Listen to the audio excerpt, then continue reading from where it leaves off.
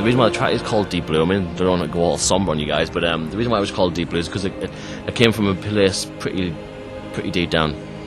And there's a reason why that cello sounds the way it does. And the cello, I spent weeks getting that cello to sound the way it does, articulating every single note and velocity just to get what I was wanting to hear from it. So yeah, it means a lot to me, and it means a lot to Anya as well. She was there with me when I was playing around, and she was with me going through all that stuff too. And so yeah, so the success of Deep Blue is down to Anya.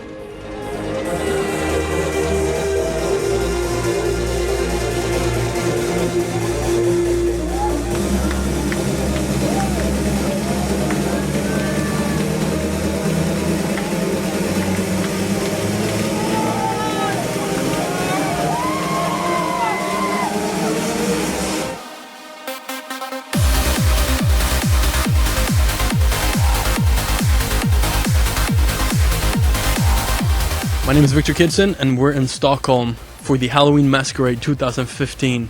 I got Darren Porter with me right here. How are you, man? I'm good. How are you?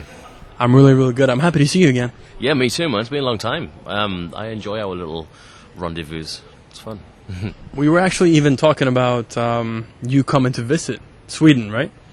Yeah, I love this area. Scandinavia in total. I mean, I'm an outdoors guy. Believe it or not, even though I'm trapped inside of a studio for like 10 hours a day, I love to visit places, and my favourite place in the world is Austria, in the Alps.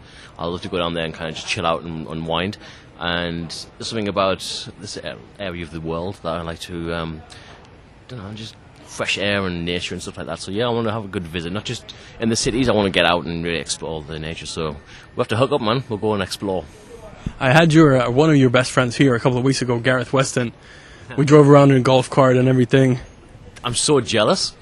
I knew Gareth was coming. Yeah, Gareth's a good friend. Everybody knows that. And yeah, when you guys posted the pictures and there's just a little video, just you guys driving in a golf cart. I don't care what you were doing in the golf cart or where you were going or where you were coming from. I just wanted to be in a golf cart and just cruise around for the day. We're gonna go to a golf cart. Yeah, we need to do that either tonight or we do it next summer. I should do it tonight. When we arrange a visit, that's what we'll do. We'll go and explore all the waterways and all the islands and stuff, and we'll go and explore on a golf cart. For sure. It's a lot of fun as well, I hear. Road trip. How did you meet Gareth for the first time? You're from the same kind of area, right? Yeah, we live in the northeast of England. He's from, well, you say Newcastle, I'm from what you would say Sunderland, which normally wouldn't get on those kind of cities, but no, Gareth's a good guy. We met kind of amongst the trans family community sort of thing before either of us even thought about taking this on as a profession. Yeah, so we just kind of clicked, and Gareth's got a very unique sense of humour, which everybody's probably aware of. And yeah, we share so many things, and our friendship just went from a few little highs and hellos to me being his best man at his wedding this summer. So yeah, it's been 5-6 years, I think. I don't know where it started. It's one of those things that just kind of just happened. But yeah, I love Gareth. Gareth's a good guy. Miss you, man. Come back. Gareth was even down to your place. He went down to your place into your studio, right? Yeah, we kind of it's like I said before, we met on the community thing, and we talked a lot. And like a dating forum, or yeah, he was just looking for bored housewives. I pretended to be one. He liked me, and that's how it happened. No. And we just kind of toyed with the idea of like, oh, you should come over and visit, just joking on, it'll be a good weekend. And he kind of liked the idea of it, and it just kind of blossomed from there. And it's like, let's do it. Fuck it, let's book it. So he booked it, and then next thing I know, I spoke to Anya. I told Anya that, oh yeah, Gareth's coming. She's like, who? I was like, a friend's coming, a stranger from the UK is coming to my house. And he did, and it was a really good weekend. And out of that weekend, the Tesla Effect was born. So we made a track together, and he's been another time since. And yeah, First Contact was born after that. And then he came another time, always just sat together, and Malware was born. So every time we get together, we end up making something. So yeah, Gareth, come back. Cool. Your latest track, Deep Blue, actually just hit the #1 spot. Congratulations on that, and how does that feel? Oh, thank you, man. It means a lot, because I got so close last time. I don't expect anything at all. I mean, I'm more than happy with wherever, even if it charts as a success, because there's so many tracks, so much good music coming out right now. trance is is really taking hold, especially the faster trance. It did die down a few years ago, but now it's coming back with a vengeance. Like Future Sound of Egypt, the label which released on, have been putting out track after track after track, and it's really flying the flag for that kind of style. And it suited. I kind of knew I wanted to go to Future Sound of Egypt because it suited that label suited the style of Deep Blue, and yeah, to even see it rise so quickly was so humbling. I was just like, wow, look at this, and then bang, #1, and all of the feedback in the comments was wonderful. And when it was played by Armin on State of Trance, your Twitter explodes, and it's just a really nice sensation, and it was wonderful.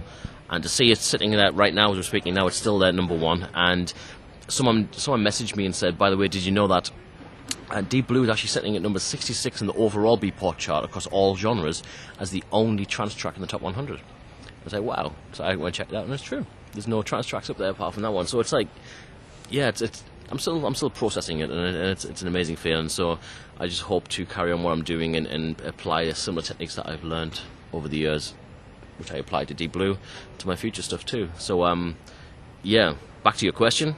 It feels amazing, man. I love it. How personal is Deep Blue to you? It is pretty personal. The beginning of the year, I mean, this industry from the outside in looks like a wonderful experience. You get paid lots of money and you fly around the world and you get to see all these cities and you play parties for a living and you make music and you don't have to go and do a normal 9 till 5. And I can get why people would think it's just the best life ever. And I would admit it's a good opportunity, it's a good privilege to be able to do that.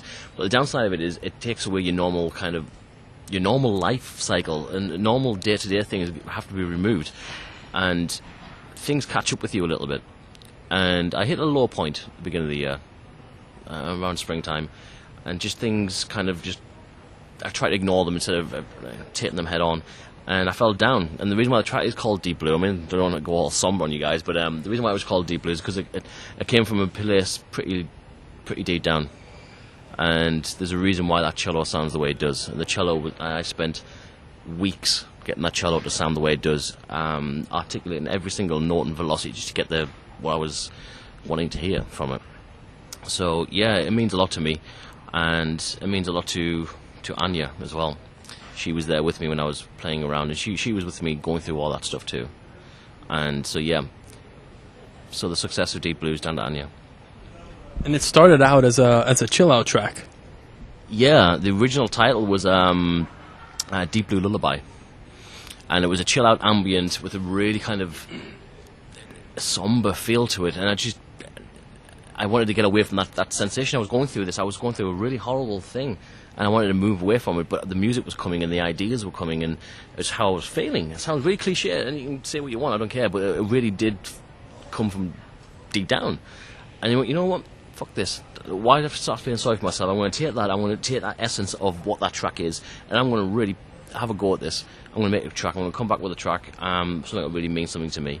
And to see it hit #1 because of whatever reason, people might appeal to different people different ways, that's great. But to me, it is amazing to see that something that means so much to me is actually done so well. So I'm really humbled by it and pretty kind of tickled to throat a little bit. How does it feel when you play it out in clubs? Because then you feel the feeling, or you hear the feeling, but you see it in a different kind of environment. Yeah, playing it out. The annoying thing is, I wasn't the first person to play it out live. You weren't the first one? I wasn't, because I didn't have any gigs booked at that time. Who was the first one? It was actually Faddy, Mali and Fila. Because I had some time off because I was working on other projects and from gigging, and I seen him play it out at the FSOE 400 shows. And they're pretty big crowds, as you would expect. And I remember standing there listening and watching, and it was weird sensation. It was kind of surreal to get the vibe in the room just suddenly change into this ethereal feeling in it. And I felt that everybody else felt it too. And I got goosebumps, and not just because of the music, but how it resonated with other people. How it was received from other people as well. Absolutely. And did I tear up a little bit? I think I puffed my cheeks a little bit. And then when I played out myself, the first time I played it out was actually at Luminosity Beach Festival this year. And I played it out, and no one had really heard it at all. So for someone to kind of hear something for the very first time, never heard it before, recognise anything, to get the response that I did, I got the whole sit-down thing, and it was just amazing, amazing vibe. And yeah, I'm pushing my cheeks, and every time I play it, now I look forward to play it out, because it still has that little special thing for me. It's my special track because it means so much to me personally, and if that can translate to other people, then I'm really, really happy with that. I'm happy to hear that as well, and it is a great track. I heard that the follow-up is actually almost done, right?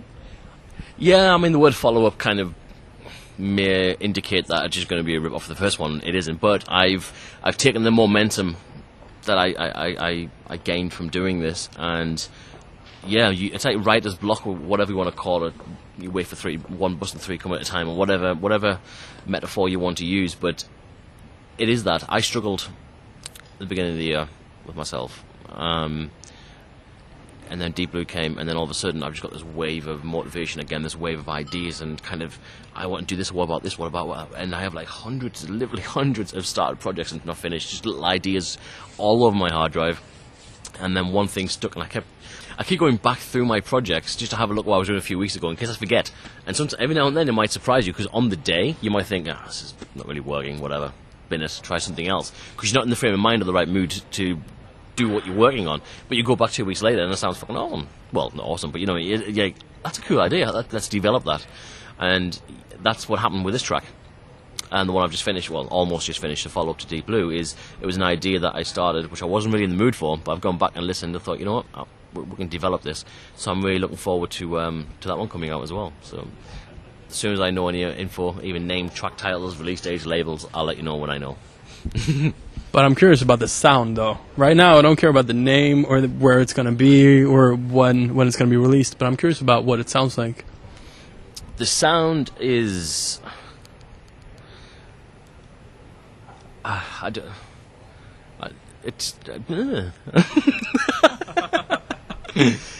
it's not typical. It's what you always expect from me, for the feel and the drive and whatever. That kind of, you're going to get a kick for your punch, hopefully.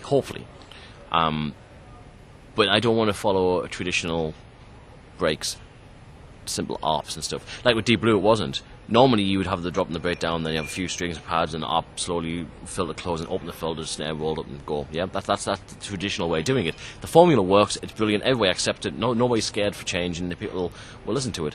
But I think if I'd done that with Deep Blue, instead of actually really making a point of that breakdown, just building and building and building and keep going and going with all these cinematic instruments without any trance instruments in there whatsoever. There was nothing in there other than when it's obvious the melody starts after all the choirs finish. I wanted to make that definitive sections. I wanted to make it like a definitive story, and I'm going to follow a similar trait with my new track, but using really different and unique sounds, which I don't think has been used anywhere near this genre of music before. I hope that's a good enough answer. It is. It is a very good answer. We all know the Darren Porter, the banging producer with the emotional, uplifting breakdowns. But one of the news that I found out this year is that you're actually working on your artist album, and it's not going to be the typical banging Porter that we know, right? That's right. I didn't want to say anything and make a post anything to say that, and by the way, I'm doing an album, just in case people would expect the banging stuff under my own name, or alias, which is my name. It's because I'm more than that. I'm more than just the banging stuff, and it's no secret that I really enjoy cinematic, chill, ambient, dystopian music. I really sort of cherish textures, and I like to blur the line between what's a sound effect and what's music. Blend those together, and you kind of end up with textures and sound which evolve, and I love the idea of that. And I want to do something outside of trance music which reflects my own style at the same time, so you can get my feel and my style without having to put a big kick drum on it and big rolling mid bass lines and acids and shit. You don't need all that stuff. I like that stuff, but I don't need it. I want to kind of take the essence of what trance is and apply it to other things and still make it trance. If that makes any sense. So this is what I want to do. I want to do an album like this, which will gradually sort of explore what trance is. Trance is a subjective matter. Trance is what it does to you. It's how you feel, how you think, what you feel. When you close your eyes, you float away. What do you do? Trance is a frame of mind. you go into a trance. If you get into that trance by listening to 140 kick drums and banging bass lines, that's up to you. If you go into trance by listening to chords and synths, that's fine. If you go into trance by listening to textures, that's fine. So I want to take the essence of what trance is, which is subjective to other people, and try and unify it into what I believe it is, my own interpretation of what trance is. I don't want to say too much, but Darren actually sent me some samples from what he's working on for the album. And there's one track, which is called It's Real, that actually does, to me at least, what you're talking about. It affects you, and it kind of stops you, and it kind of, it's very hard to explain. How would you explain it? Because to me, I kind of forget how to breathe, or if I forget to breathe when I listen to the track. It's, another thing you may not know about me is I'm a huge science geek, okay? And I'm really interested in the science of everything, really, including psychology. Why do you get goosebumps? Why do you react the way you do in certain situations? That kind of thing. I'm really interested in that, and I read a lot of stuff on it. And one of the main questions would be, why does music make you feel the way it does? Okay, so in psychology, there's a thing called mirroring someone's behavior. So if you watch somebody and you do everything they're doing, even though they can't see you and they're not aware of you, or in the same room as you, they'll subconsciously pick up the fact that you're mirroring them. Then if you change the pattern, this person will then subliminally and subconsciously start mirroring you. Now, this is something I'm really kind of intrigued about, and I wanted to try this in music. And this is what I've done in this track. It's real. So this idea of being like kind of controlled by a sound is real. And using breathing, using rhythm, using repetitive mirroring, which will start affecting you at certain tempos and certain resonances when you start changing your breathing habits. Or you're listening to it and you realize you're holding your breath at a certain point, you don't know why you're doing it. And I didn't set out to do this, but I caught myself thinking this could work. So I've done the track that way. Now, obviously, I've said this is what one might do to people, but it's happened to you. So it might not happen to 90% of the people, but if it happens to one person at least, then I know it's an idea that I think works. So yeah, it's this idea of manipulating the person who's listening to it, and I love the idea of that. So it's just an experimental, while keeping the essence of what trance is. So yeah, just all experimental stuff. Kind of feel a little bit abused right now. Being abused, controlling your mind. No, but honestly, that piece of music, that sample, which is, I think it's like 2 minutes right now, it's one of the most like emotional things I've ever heard, because it really catches you, and it's like you stop and you almost look for sounds around you, you know? Yeah, it was an idea that I had. I mean, it's not a brand new concept. It's been done before, but not in the way that I've kind of used the technique. So it's interesting to see the feedback on it. I mean, like I say, if you listen to this track expecting big riffs and big melodies and stuff like that, you're not going to get that. This is genuinely a kind of a gradual process from beginning to end, and it's how you feel from when you start listening to it, and how you feel after you listen to it, and that is the whole point of it. So it's difficult to even comment on it without even hearing it yet. I don't want to give too much away about it. I think I already have, but yeah. I'm happy I got to hear it though. How are you looking at the journey itself of an album, or of your album right now? Well, using this idea of starting how you feel when you start something and how you feel when you've listened to it, this is what I want to do with this particular set of tracks. Call it an album, call it compilation, call it what you like, or just me just putting stuff together. It's not like it's going to start in a certain way and it's going to finish in a certain way, and each track throughout will have relevance to the one before and the one after it, and it'll continually build this way, so that you kind of feel like it's one whole piece of music, while varying through styles. So we get to what trance is by exploring the essence of what trance is throughout.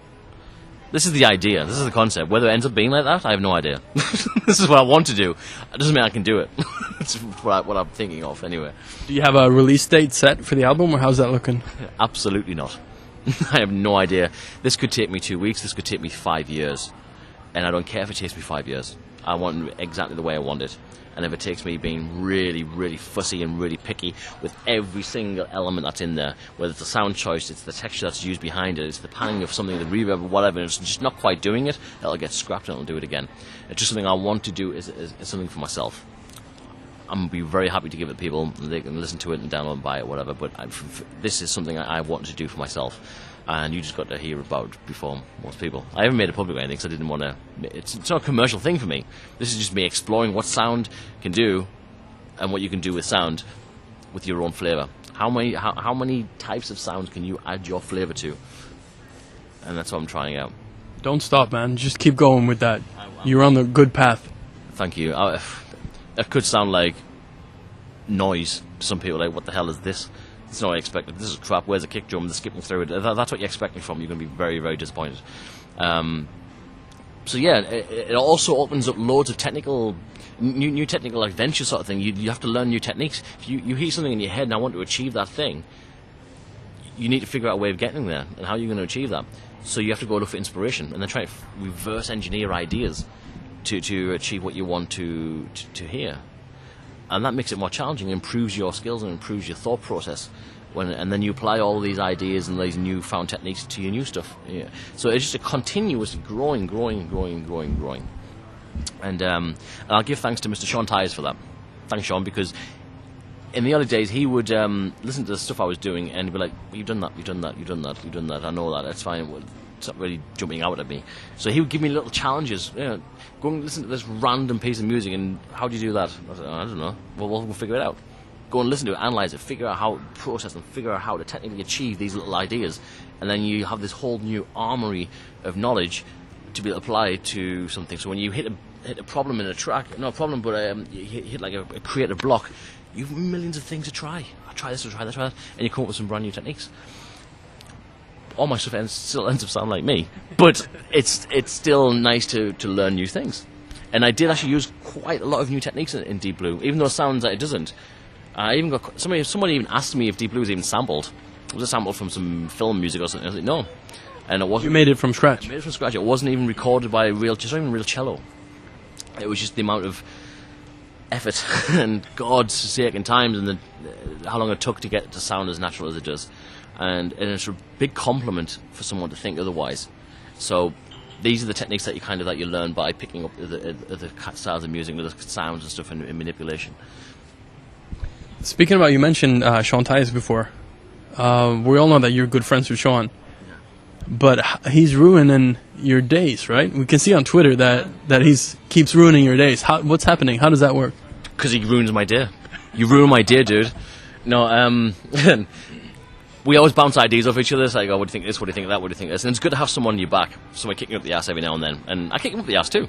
And I'll be working on a certain style, and he'll be working on a different style. I mean, he's very versatile, as you know. He likes to do everything. And this is the ideas that I was talking about earlier. You find different genres of music, and you manipulate and reverse engineer and find new techniques. And he does a lot with drum and bass.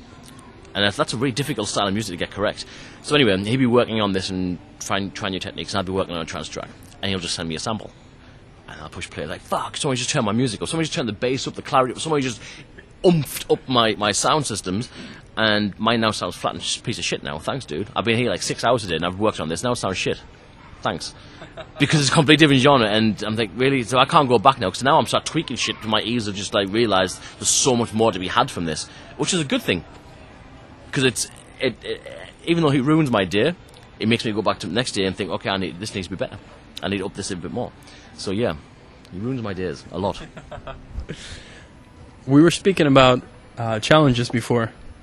And I know that you took on a pretty cool challenge in music recently. Yes, I did. Which I find is extremely fascinating and challenging as well. It is challenging. In my past life, if you like, I used to write music for little game apps and TVs, little small budget TV shows and independent movies and stuff. And there were just little there were short films. It was pretty straightforward, a simple little riff that was needed and things like this, and just an overall tone and ambience for the tracks. So I got approached to be asked to work on a game app. And I'm like, yeah, I'll work on a game. That's cool. And I'm thinking Call of Duty. I'm thinking like really big Battlefield. I'm thinking these big sort of like Halo games, big sounds, epic sounds, which is like music industry in the game world now has become as big as films. The music's fucking awesome, man. So I'm taking this on. I'm thinking, yeah, I'd love to do this. So I find out the game is nowhere near that style. This game is really happy. It's funny. It's sarcastic. It's a kind of. It doesn't know where it is. It's in a time, in an era that doesn't exist. So it's not old. It's not new. It's kind of. It doesn't exist. So how do you do this? So this really took me by surprise and caught me off guard at how I'm going to achieve this. So I've been. I've been working my ass off on that. How does it sound? I mean, I heard some samples from that as well, but how would you describe it yourself? I think I've captured the essence of what's needed.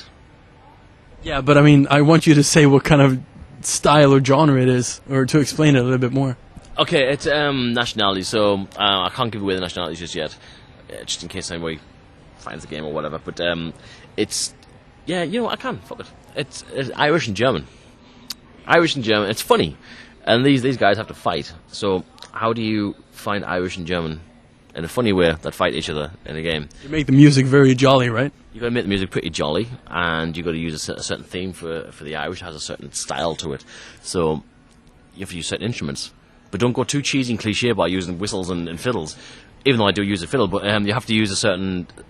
It has to keep this upbeat, cartoony feel. Slapstick Irish. So how would you... If you sat down with a blank project... and I haven't even seen the game yet, I've got this idea, right, I need to make slapstick Irish. Where do you start? So you start making these melodies and themes, but you can't just listen to melodies all the time. You can't do that, because it doesn't work. The melody's a theme that you hear maybe for 20 seconds over a 10-minute period in an ambience and in a gameplay environment. So you can't just have a simple melody. That's fine, that's easy to do. It's the stuff around it, using the ideas that you've done, and it's been difficult, but I'm almost there. I think I'm almost there. But it's challenging again. Complete different thought process, outside the box, and it's all music, and I absolutely love it. Apart from being good friends with Sean, you've also done collaborations and you worked on sound banks together. Are you working on something right now? Yeah, we done a couple of sound banks for some very popular synths for Silent and for Spire last year, and we played Volume 2, and it's just Sean especially gets a lot of requests for like the sound that he really nailed down for himself 5-6 years ago, whatever it was, and he's really built on that, and it's put him where he is, and credit to him, and congratulations for that, because it is really difficult sound to replicate, and I'm kind of humbled by the requests I get sometimes about how I achieve a certain sound, a certain style and things, and sometimes it's nowhere near as difficult as it may sound it is, so we decided to start doing some sound banks. And it's been received pretty well. Some really good feedbacks on some pretty high-profile artists too. So yeah, why stop doing it? People need new inspirations. People need new sound. Sound design is a difficult thing to take up. I've only started dabbling with this in the last 4 or 5 years, but I've really taken to it, and it's a science. I'm a geek, and I love that kind of stuff. So I've really taken to it, and some of the people take to other things as well. So not everyone's a sound designer. Not everybody can understand the theory behind synthesis and hear a sound and know how it's being made. So to be able to give back something which I knew I needed when I was starting out, I didn't know how to sound design at all. I didn't have a clue. I was preset after preset. I didn't have a clue what I was doing. I was looking for nice sounds, and if I couldn't find what I wanted, I couldn't use it. I couldn't make it. So to be able to give back what the sounds that I would have wanted to use myself, which I do use now, to give back the sounds that I would have used then to people who really need them now, is something that I think is kind of a cool thing to do. And Sean agrees. We try to concentrate on that aggressive attitude sounds, because there's plenty of banks with plenty of traditional plucks and traditional leads, whatever. So we try to give a bit more edge and a bit more anger to these banks, and so I'd say our friendship was built over the years, and we've worked together, we're standing down together, we gig together, and I'd say we both work on the record label together. So yeah, I couldn't think of anybody else better to do a sound bank with. Cool. What does your favorite T-shirt look like? Do you have a favorite T-shirt? Do I have a favorite T-shirt? I'm going to show you a photo right now. I'm going to show you a photo. See if you recognize the one to the right. That T-shirt. I know where this is going. I hear that you love that T-shirt a lot, right? I know where this is going. Okay, You're going to show that picture, right? Yeah. Okay, okay, that's James Houlis. So James, we were doing like a road trip like last year, the year before around Europe with James and his friend Darren, who came over, and we drove around. Anyway, James, because he's a bit of an idiot, left his clothes at my house. No, he actually left them at Gareth's house, at Weston's house. Actually, before that, you left something at my house before that as well. Oh yeah. Yes, he did. Yes, he did. Anyway, so yeah, James came over for Gareth's wedding, and he brought this hideous T-shirt with him. And he seems to like it though. A bit too much, evidently. Too much. And I was going back to Australia, and he said, "Yeah, bring a T-shirt with you," and I just forgot. You actually brought it, right? Or you didn't give it to him, or did you bring it? Or? I brought it, but I forgot to give it to him while I was there, and then I left. And then he asked me, "Where's my T-shirt?" I was like, "It's in my suitcase." But I said it was, and I didn't give him it. And so yeah, I think it's used as a duster now. I'm not sure if Annie uses it for the cat toilets. I'm not sure. It's something. I know that you also like movies. You like films, right? Yeah, I love movies. I love them. How would you summarize Sharknado? Best film ever made. Really? No. The worst film ever made. Actually, it's so bad, it's become unbelievably good. And I like this, the directors are like, how can we take the piss today? And that's what they're doing. They're taking every cliche and then and some on every scene, on every situation. And it's just like an awesome film to watch with the guys. Sharknado will live in my heart for a long time. Watch it. Seriously. I also, because we have a lot of common friends, and they wanted me to ask you about your sense of directions. Like, let's say if you've been somewhere before and you're going back to find your way to go back. Let's say you're going back to Reorder's house for a barbecue or something like that. Okay, right, okay. You've really dug for this, haven't you? Right. They were very friendly and giving me stuff, actually. I didn't. I bet they were. No, my sense of direction is brilliant. My sense of direction would have got me to Reorder's house. Would have, very well. But Google has other ideas. Now, what's the chances? What are the chances of being in the Czech Republic at a certain point, typing in a street name, and then, "Hey Tibor, how long is it to your house from here?" About 45 minutes, Darren. Okay, so I put in an address, and it says average time to get it's 47 minutes. I'm thinking, that's gonna be it. Yeah. Let's go. So I'm driving, and then because I've been to his house before, and I couldn't remember. It was a long time ago. So. And I'm driving, I'm thinking, I'm sure it was, there's no one, this is not his place. Wait, my sources say that during the way you recognized places, that you've seen them before. Yes, because we were on a different side. I go to Prague in the Czech quite a lot, and I recognize some places, because I recognize the motorway. Right. I recognize the motorway, but little did I know I was going the wrong fucking way on the motorway to recognize it. So I did recognize them, but just not in the right order. So I was passing things, so I've seen that before. Yeah, I did it on the way back from Reorder's house, on the way to it beforehand. Anyway. So Google, long story short, it turns out that there was 2 streets in all of the districts of Prague, both of them with the same spelling, and one had street on the end, or one had a very variation of street. Both of them exactly about 45 minutes from the point I was at. And I just took the first one, and I assumed that was it. So by the time I got there, I am now an hour and a half away from where I need to be at Reorders. So the barbecue got missed, we had to go to the club and everything. So, sorry man. Fucking Google. My direction would have got me there. Yeah, sometimes you just need to trust yourself. Speaking of that, exactly, trust actually. Manuel Saul wanted me to ask you how you're treating his baby. It's, the knob fell off. Calm down, Manny, calm down. No, Manny was very kind to loan me some hardware to have a play with, which I've always wanted to do. Before I buy one, I wanted to try it, and he loaned it to me. And yeah, Manny, you can have it back, man. You're done with it? I'm done with it. It's been used and it's been abused. But no, yeah, he's very kind of him to allow me to use that. So I'm treating it very, very, very well. I even put it to bed at night. I give it a kiss and I tell it the story. I want to see if we can finish this interview with Arnold Schwarzenegger. No. Really? Yeah. Okay. I get down the transit, get to the chopper. Hi, this is Darren Porter, and we're here in Stockholm. Thank you for watching the interview. This is Victor Kidson.